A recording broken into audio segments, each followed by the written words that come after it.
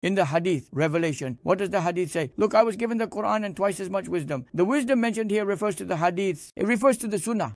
This is found in this verse. It is mentioned in several verses about the messenger of Allah, peace and blessings be upon him. He teaches them the book, meaning the Quran. And also wisdom. So now wisdom is a matter outside of the Quran. He teaches the book and also wisdom. This hadith explains that wisdom, look, I was given twice as much as the Quran. Because hadiths are more in number than the verses. Indeed, many times more. Wisdom was given. Indeed, the Quran states that my beloved does not speak by his own. My beloved, what he speaks is nothing but revelation that is sent down to him. This is explained in Surah An-Najm. The messenger has commanded, take whatever the messenger gives you. That is, it is not only about what he recites from the Quran. Whatever he gives you. You believe that what he recites is a verse, but if you do not believe in what he says as a hadith, claiming that Allah informed me of this, then you are actually not believing in the Quran that he recites either. If you put suspicion on him, if you doubt his words and divide his statements as which of these is true, then you do not believe in him at all. For this reason, denying hadiths in a general sense makes one a disbeliever. I'm not talking about a specific hadith, a weak hadith, or a single narration, but saying there is no such thing as hadith in general. The Prophet's words are not valid, only the Quran matters, is disbelief. Revelation given to me continues. Yes, it continues, and so do the hadiths. For example, he said, a Sahih hadith. If a fly falls into one of your drinks, immerse it completely with both wings before removing it and throwing it away. Then take it out and discard it. Then what should he do? Then he can eat or drink it with ease. How is this possible? Doesn't it carry microbes? That is why you do not know which wing landed first. If you only remove it, the bacteria remains. But if you submerge it fully, the cure is also mixed in, neutralizing the harm. Then you can eat or drink safely, because it is saying that there is poison in one wing and the antidote in the other.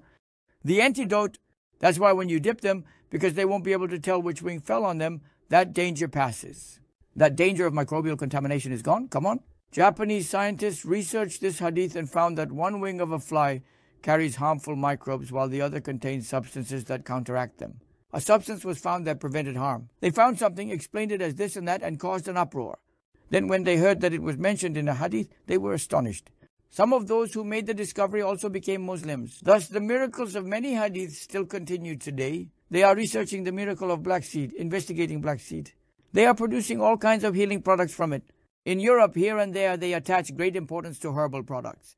Especially in Germany, in the research on black seed, what is stated in the hadith is being confirmed. And there are many more, hundreds, thousands. For example, signs of the Day of Judgment are appearing now. Shepherds coming from the mountains. Goat herders will build buildings in cities. They will become big contractors. They will compete with each other. At the time of the companions, who could understand what this meant? But now, if you look at the origins of most contractors, either they or their fathers came from villages without shoes. But look now how rich they have become. The increase in buildings, the spread of immorality, the rise in sudden deaths, and so on. What else? For example, just recently, 5-6 years ago, there was ISIS. Their names are always with titles, what father of so-and-so, Abu this, Abu that, and so on. Their hair will be long. They will emerge in Syria and Iraq. They will cause great harm to Iraq and Syria. Then in the end, they will start fighting among themselves. Disputes will arise among them. Look, the hadith specifically mentions Iraq, Syria, and Damascus. Even now, they are still in those regions in Idlib and Damascus. They are almost gone from Iraq. Everything was foretold in the hadiths, down to their hair, their names, and what they would do. Now we look at the hadith, a book written 1200 years ago says all this. Yet, these were revealed by the Prophet 1400 years ago. If you examine the ink of a book written 1200 years ago, you will see that it was written back then. For example, the conquest of Istanbul was foretold. He, the Prophet, said that Istanbul would be conquered. All the companions, including those from Persia, and all commanders rushed to Istanbul. Oh, Constantinople must definitely be conquered. And was it conquered or not? Could it have been conquered earlier? It could have been. For example, now they are talking about the conquest of Rome and Constantinople during the time of Mahdi. At the time when they talked about the conquest of Istanbul, people would ask, where? The hypocrites used to say, we are surrounded by infidels in the battle of the trench. We are powerless to defend ourselves. Even the Prophet himself was tying stones to his stomach due to hunger. Everyone was starving, desperate, feeling defeated. At that moment, he, the Prophet, was striking the rock with a sledgehammer while digging the trench. When he struck it, sparks flew from the rock. Seeing the sparks, he said in a sound hadith, Kisra, the Persian Empire, is finished. Then he struck again, sparks flew. Caesar, the Byzantine Empire, is finished. The Roman Empire is finished. He struck once more with the sledgehammer. Constantinople will be conquered. The hypocrites laughed at this. First feed yourself, fill your stomach, they mocked. They spoke among themselves, ridiculing him. At the time, who would believe that the Persian and Roman empires would collapse? Yet those empires never rose again. Now how do all these hadiths come true one by one, and more will come true until the day of judgment? Now what are the signs of the Mahdi?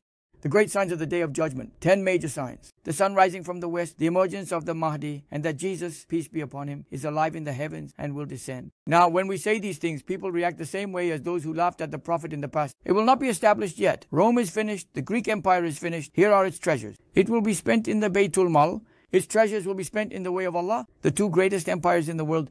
One at the time they thought it was impossible. But 10 to 15 years after the Prophet's passing, 600 years later, Istanbul was conquered. Those who had faith back then believed and said, the Messenger of Allah is truthful. And said, the Messenger of Allah is truthful. But the hypocrites said, the Messenger of Allah deceived us. They said, he fooled us with false hopes and dreams. And now when we speak of the signs of the end times, people dismiss it again. Get out of here with these fairy tales, they say. Some deny the Dajjal, Antichrist. Some deny the beast of the earth. Many deny the coming of the Mahdi. Yet in a sound hadith narrated in Abu Dawud, it is stated that even if only one day remains for the world, Allah will extend that day until the Mahdi appears.